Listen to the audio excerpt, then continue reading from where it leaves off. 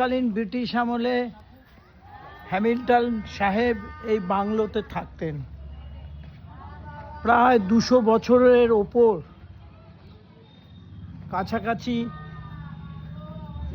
British সাম্রাজ্যের কিছু governor general তারা এসে এখানে এই হ্যামিল্টন সাহেবের এই বাংলো নির্মিত করেছিল। ইতিহাস তার সাক্ষী রেখে গেছে, ইতিহাস তার সাক্ষী রেখে গেছে। হ্যামিল্টন সাহেবের এই বাংলো এক সময় তারা লন্ডন থেকে ভারতবর্ষতে উপনিবেশিক শাসন চালাতো। এই শাসনের শিশু পাঠ্যে মুখ ঢাকি, রবীন্দ্রনাথের সেই কথায় বলতে হয়, আজ আর তারা কেউ নেই, তাদের কীর্তি, তাদের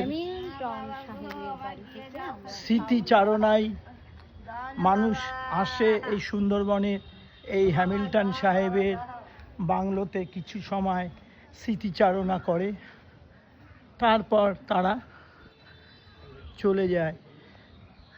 ইতিহাস সাক্ষী রেখেছে এই হ্যামিল্টন সাহেবের বাংলো। অসাধারণ একটা মোবাইল বন্দি